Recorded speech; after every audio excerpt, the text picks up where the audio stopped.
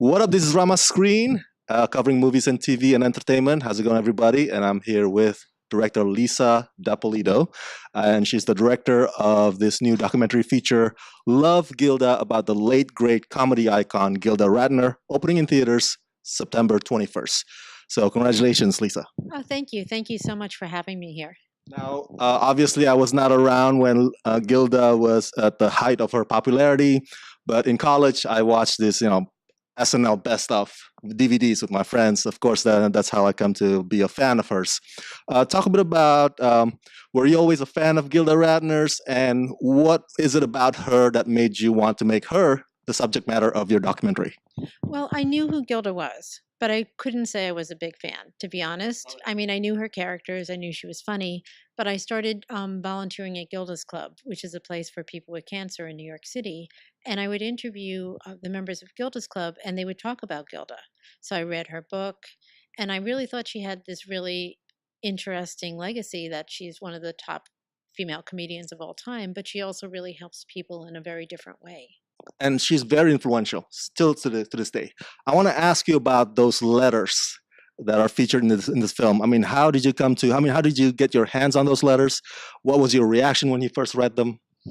Well, it's a combination of letters and personal journals. Okay. And different writings. So there's a whole bunch of things that Gilda's brother at one point gave me access to her personal boxes that had been in storage since she passed away.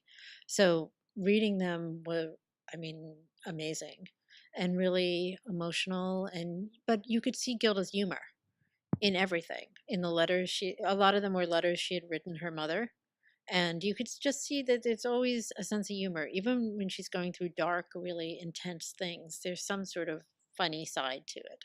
I can imagine for a comedian, it must have felt like holding a piece of historic documentation.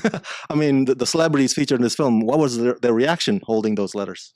Well, that was very surprising even to me, because I knew that, I started to get to know Gilda and just like adored her and loved her. And my editors and my creative team, we were all like, oh my God, Gilda's so amazing.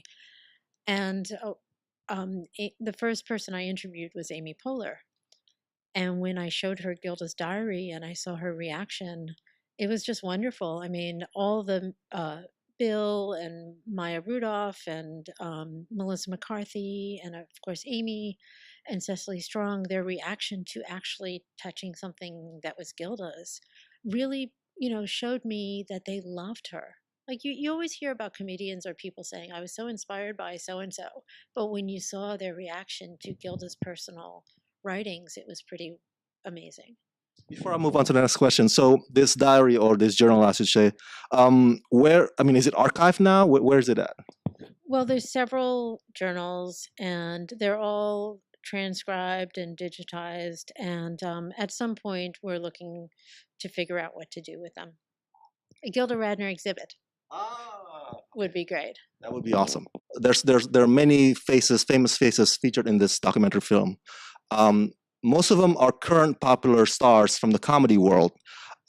Did you approach any of, I mean, Bill Murray or Dan Aykroyd, or were they willing or not willing to? Well, we did want her cast members because it was important to have people with her, and we were able to get Lorraine Newman and Paul Schaefer and Chevy Chase. But we did want Bill and Dan, and we weren't able to have access to either of them. There's Jane Kern, and the other lady's name escapes me, the other cast member. Lorraine, I apologize, Lorraine.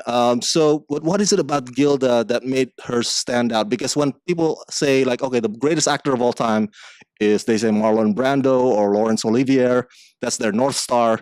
In the comedy world, their North Star is Gilda Radner. Not to downplay Jane and Lorraine's contributions, but what is it about Gilda that stands out? I watched the 5 years of SNL several times. Her physical comedy is superior and really holds up over time, and is funny to people who don't even or from other countries or never knew Gilda. Just her slapstick comedy is really great.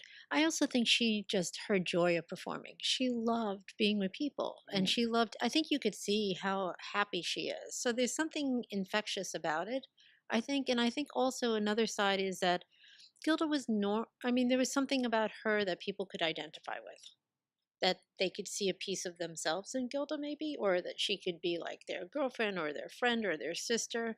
Like people felt a personal attachment to her. The cancer joke. When I saw that in this movie, I was like, wow, I was blown away. Sure, wow, it's like the fact that the audience has actually, found that amusing, and to me, I'm on the camp that believes that when it comes to jokes or comedians' jokes, comedy gets a pass. I know we're in this era where all PC era that everything. So, I don't know if you can say that now or you can say that. But to me, comedy gets a pass. I remember when Trevor Noah gets the job for the Daily Show. Everybody's, there's people trying to see his old tweets. Like, oh, he can't get the job because he said this one time or he said that joke that one time. And I was like, calm down, people. So this cancer joke that Gilda Radner said in your film or in that one show. Do you think would still fly today? I mean, do you think we have become so easily triggered and so overly sensitive? I don't know. I think cancer is a little different. I think cancer, especially because she had cancer and she talked about cancer. So maybe if it was somebody else talking about cancer and making fun of it and didn't have cancer, that would not be go over well. But I think Gilda was really on a mission. This is 1987 to talk about cancer, and people didn't talk about it at that time. And I think because her coping mechanism was always to find the humor in things, I think that was one of her ways to cope.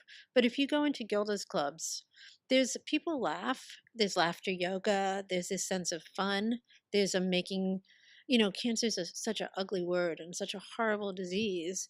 But I think if you could find the humor in anything, it can help you go through whatever you're going through.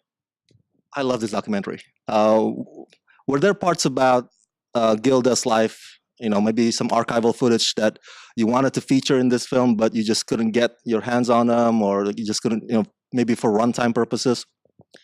Well, we were really on a mission to get as many home movies, archival, personal, searched throughout wherever we could. So, of course, we wanted a lot more. We wanted this Gilda at camp performing. Not that we ever heard that. We wanted Gilda as a teenager performing. We wanted more of her personal life during SNL, more home movies. So yeah, there would have been a lot. So I know that like people are going to come out now and say, "Hey, I have a home movie of Gilda like doing this."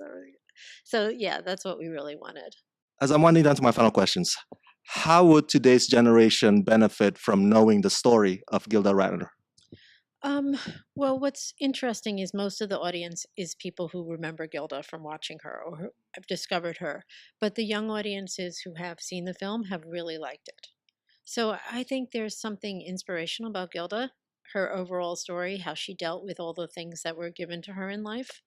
I think also as a um, female, she never felt different than the men. I mean, her personal life, she had a lot of issues, but as a performer, she felt equal. And the guys treated her equally. And I think there's something very empowering about just being who you are and respecting yourself. And I think that you could benefit from that. And I think also just Gilda's kind of filled with love. I know that sounds kind of corny, but there's something kind of lovable and loving and good. So I think anyone can, if they get that from the film, I think they can benefit from it. This past year, the comedy world got shook a little bit. One of the most influential people, Louis C.K., got outed as what he was, and then he came back this past few months, and then it brought back that whole pain again. That female comedians felt like the misogyny in the comedy world. That it's still. You would think that because of trailblazers like Gilda Radner, folks like her would have opened up the door, and it would by now have been okay. Uh, Obviously we still have a long way to go. So, what's your take on that? And what do you think Gilda Radner would say to today's aspiring female comedians? Um, well, I think what Gilda would say is just go for it. Just go for it and go out there and enjoy yourself and you matter. I think she would be this pep talk person. In terms of women in comedy, I think there's so many breakthroughs also. You have like Tina Fey as this amazing producer producing all these shows. You have these really, so I think that it could be a good time that we're coming upon. I mean, during the SNL days, the female writers and the performers were treated well, but they had to sort of fight to get their stuff on board. And now we have some top female writers out there writing programs for women, and there's some great comedies like Unbreakable Kimmy Schmidt and Mrs. Maisels. Like, there's some really good stuff coming on for women female comedians. What's next for you? And will be another feature about another icon. That's what I'm looking for. I actually have one, but she's very different than Gilda. But I am looking for a story, female icon, first person, archival. Now that I'm in Hollywood, I'm sure there's somebody who has a storage unit out there of their ancestor that they've never opened up and has a story. So I'm looking for the next story. Lisa D'Apolito, congratulations on Love Gilda. Thank you so much for your time.